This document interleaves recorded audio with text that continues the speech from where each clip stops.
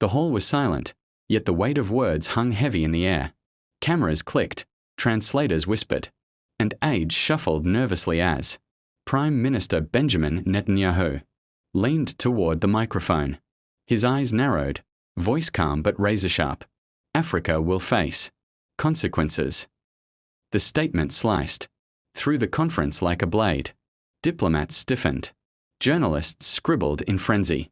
But across from him, Captain Ibrahim Traoré, the young, defiant leader of Burkina Faso, showed no tremor, no hesitation. He rose, his military jacket catching the light. This time, he declared, his voice steady enough to shake the world. We shoot first. The air turned electric. A ripple of shock moved through the assembly. What had begun as a political meeting now carried the scent of history being written. The confrontation was more than rhetoric. It was a collision of eras, of civilizations, of narratives. Netanyahu embodied decades of geopolitical dominance, alliances, and military superiority. Traoré, barely in his 30s, symbolized a new defiance, the refusal of Africa to remain silent in global affairs. You threaten us with consequences, Traoré continued, his tone almost surgical. But we have lived under consequences for centuries. Colonialism, exploitation, sanctions, and still, we are here, stronger, united, ready. Netanyahu adjusted his tie, letting silence serve as his first weapon. Then came the counterstrike. History favors the strong, he said, voice cold. And strength is measured not by passion, but by power. Israel has built, defended, and endured. Africa must decide whether to rise through partnership or fall through defiance. The world watched, Twitter feeds exploding, live broadcasts dissected in real time. This was no longer diplomacy. It was theater. It was battle. Traoré took a slow breath, scanning the room. Every camera lens seemed to magnify his next words. Strength is not only tanks and missiles. Strength is people refusing to kneel. Strength is a continent, rising from the ashes of exploitation, to stand eye to eye with any empire.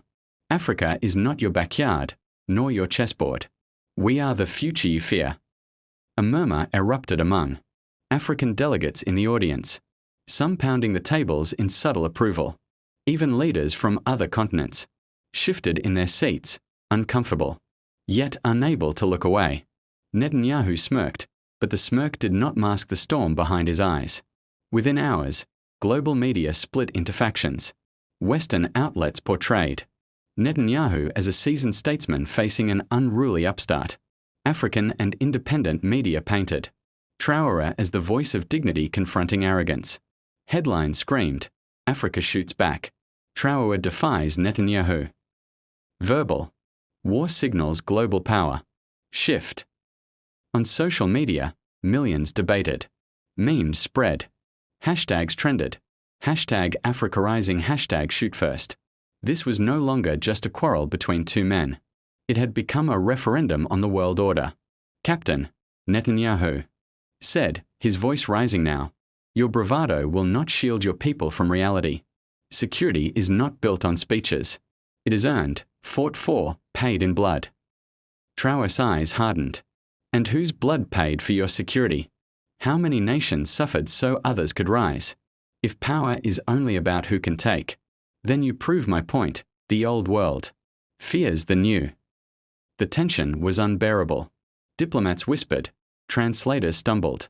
Security guards tightened grips on earpieces. It was no longer a conference. It was a battlefield of philosophies. For a brief moment, silence reclaimed the room. It was the silence of chess players staring at a board. The silence before a storm. Then, Netanyahu leaned forward, his finger tapping the desk. Africa may rise, but it will rise only under the shadow of powers greater than itself. That is the order of the world. Traoré did not blink. He lifted his hand slowly, almost ceremonially, and pointed at the crowd of international representatives.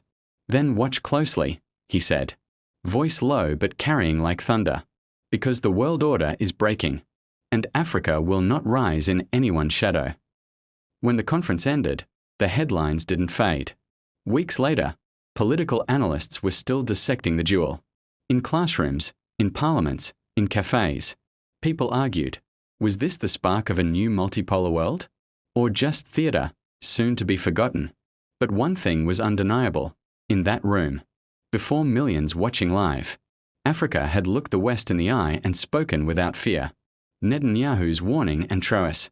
Defiance had carved a crack into the wall of global diplomacy, a crack through which a new narrative was beginning to shine.